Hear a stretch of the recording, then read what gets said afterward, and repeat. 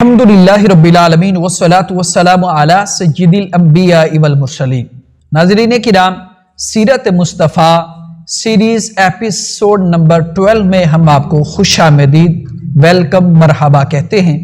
ناظرین کرام، آپ نے آقا علیہ الصلوۃ والسلام کے کاروباری مشاغل کے حوالے سے سماعت فرمایا اور آقا علیہ الصلوۃ والسلام کا جو ملک شام کی طرف دوسرا سفر ہے اس حوالے سے ایک یونیک معلومات لے کے حاضر ہوئے ہیں اور ایک ایسا ایمان افروز اور دلچسپ واقعہ لے کے حاضر ہوئے ہیں۔ امید کرتا ہوں آپ کو بڑا پسند آئے گا اور ویڈیو آخر تک دیکھیں گے۔ ہمارے آنے والے دوستوں سے ریکویسٹ ہے کہ ہمارے چینل کو سبسکرائب کریں اور بیل آئیکن کو لازمی پریس کر دیجئے۔ جب آقا علیہ الصلوۃ والسلام کی عمر شریف تقریباً 25 ایئر کی ہوئی تو آپ صلی اللہ تعالی علیہ وسلم کی امانت و صداقت کا چرچا دور دور تک پہنچ چکا تھا۔ حضرت خدیجہ رضی اللہ عنہا مکہ کی ایک بہت ہی مالدار خاتون تھی۔ ان کے شوہر کے انتقال ہو چکا تھا۔ ان کو ضرورت تھی کہ کوئی ایسا امانت دار آدمی ملے جو ان کے ساتھ اپنی تجارت کا سامان ملک شام بھیجے۔ چنانچہ حضرت خدیجہ کی نظر انتخاب نے اس کام کے لیے آقا علیہ الصلوۃ والسلام کو منتخب کیا اور کہا بھیجا کہ آپ میرا مال تجارت ملک شام لے جائیں اور جو میں معاوضہ دوسروں کو دیتی ہوں میں آپ کو اس سے 2 گنا زیادہ دوں گی۔ آقا علیہ الصلوۃ والسلام نے اس درخواست کو قبول فرمایا اور تجارت کا ساز و سامان لے کر ملک شام کی طرف روانہ ہو گئے۔ آپ صلی اللہ تعالیٰ علیہ وآلہ وسلم کے اس سفر میں حضرت خدیجہ نے اپنا ایک معتمد غلام میسرہ کو آپ صلی اللہ تعالیٰ علیہ وآلہ وسلم کی خدمت کے لیے ان کے ساتھ روانہ کر دیا۔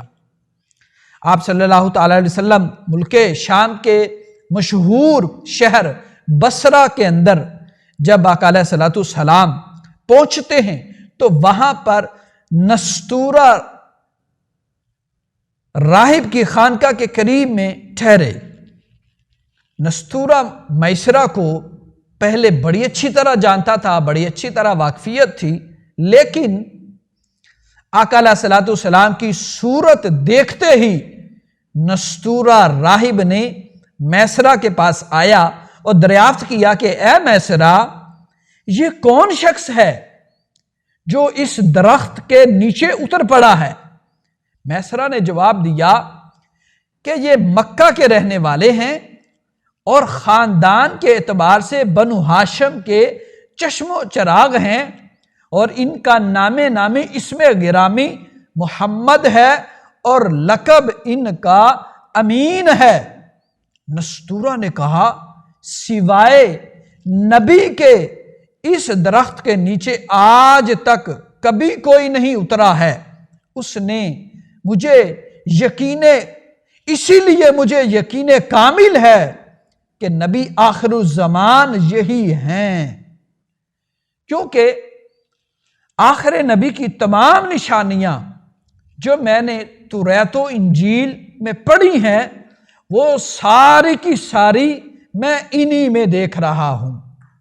اور نستورہ نے کہا اس وقت تک میں زندہ رہتا، اے کاش میں اس وقت تک زندہ رہتا جب یہ اپنی نبوت کا اعلان کریں گے تو میں ان کی بھرپور مدد کرتا اور پوری جان نثاری کے ساتھ ان کی خدمت گزاری میں اپنی تمام عمر گزار دیتا۔ ناظرین کرام، نستورہ نے جو میسرہ کو نصیحت کی تھی وہ میں ویڈیو کے آخر میں آپ کو بتاتا ہوں۔ اس سے پہلے آقا علیہ الصلوۃ والسلام نے بازار کے اندر سارے تجارتی معاملات کو جب مال کو فروخت کر دیا تو مکہ واپس آنے لگے۔ تو واپسی پر جب آپ کا قافلہ شہر مکہ میں داخل ہو رہا تھا تو حضرت خدیجہ اپنے گھر کی دوسری منزل پر بالکنی پر بیٹھی ہوئی تھی اور آپ کی چند سہیلیاں بھی آپ کے ساتھ بیٹھی ہوئی تھی، آپ نے مکے والوں کے قافلے کا انتظار کر رہی ہوتی ہیں، جب آپ کی نظر محمد عربی صلی اللہ تعالی علیہ وآلہ وسلم پر پڑتی ہے تو کیا دیکھتی ہیں کہ وہ حیران رہ جاتی ہیں۔ آپ فرماتی ہیں جب میری نظر حضور صلی اللہ تعالی علیہ وآلہ وسلم پر پڑی تو ایسا نظر آیا کہ دو فرشتے آپ صلی اللہ تعالی علیہ وآلہ وسلم کے سر پر دھوپ سے سایہ کیے ہوئے ہیں۔ حضرت خدیجہ کے دل پر اس نورانی منظر کا ایک خاص اثر ہوا اور فرط عقیدت سے انتہائی والہانہ محبت کے ساتھ یہ حسین جلوے دیکھتی ہی رہ گئی۔ پھر اپنے غلام میسرہ سے انہوں نے کئی دن کے بعد کہ اس ذکر کیا اور میسرہ نے بتایا کہ میں نے تو اس سے بھی عجیب تر واقعات دیکھے ہیں۔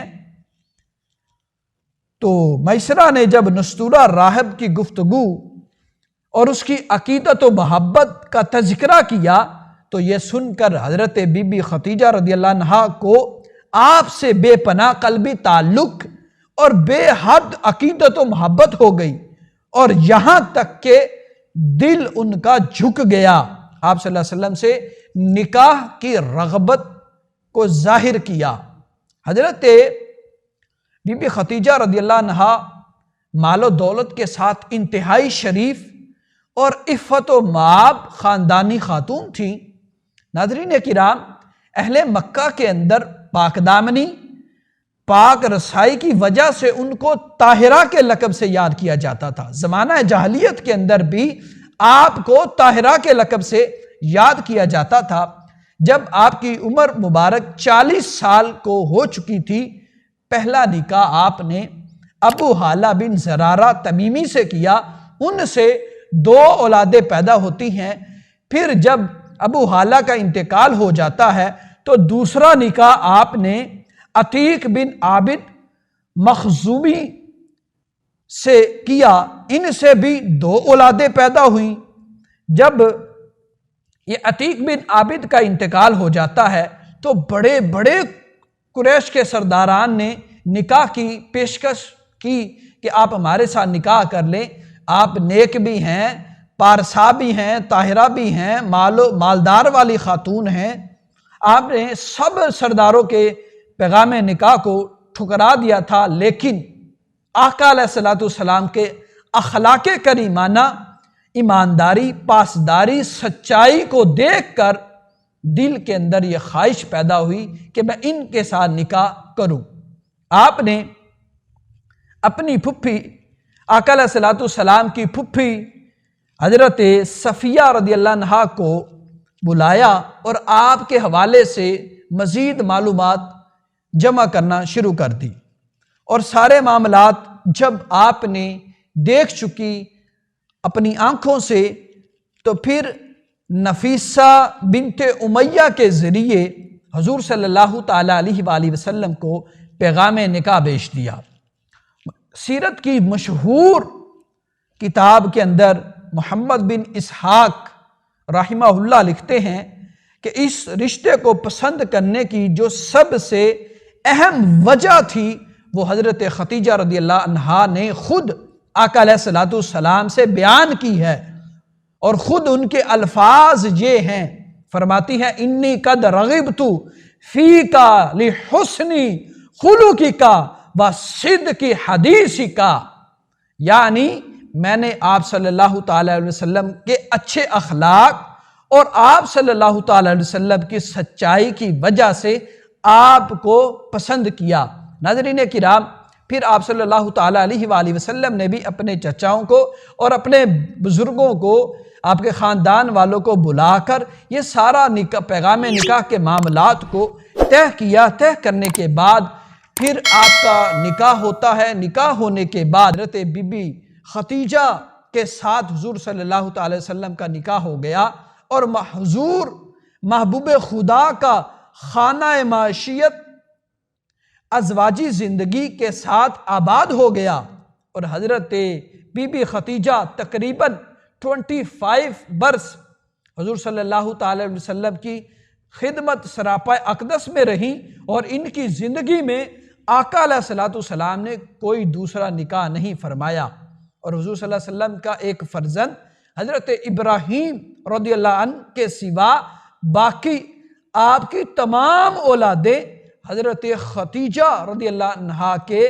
بطن سے پیدا ہوئی، اور حضرت خدیجہ نے اپنی ساری دولت حضور صلی اللہ تعالیٰ علیہ وآلہ وسلم کے قدموں پر قربان کر دی، اور تمام عمر حضور صلی اللہ تعالیٰ علیہ وآلہ وسلم کی غم گساری اور خدمت میں نثار کر دی۔ اب آئے ناظرین کرام، وہ نستورہ نامی راہب جو تھا، اس نے جو میسرہ کو نصیحت کی تھی، وصیت کی تھی، وہ کیا تھی؟ میسرہ نستورہ نے کہا، اے میسرہ، میں تم کو نصیحت اور وصیت کرتا ہوں کہ خبردار ایک لمحے کے لیے بھی تم ان سے جدا نہ ہونا، اور انتہائی خلوص اور عقیدت کے ساتھ ان کی خدمت کرتے رہنا۔ کیوں؟ کیونکہ اللہ نے ان کو خاتم النبیین ہونے کا شرف عطا فرمایا ہے۔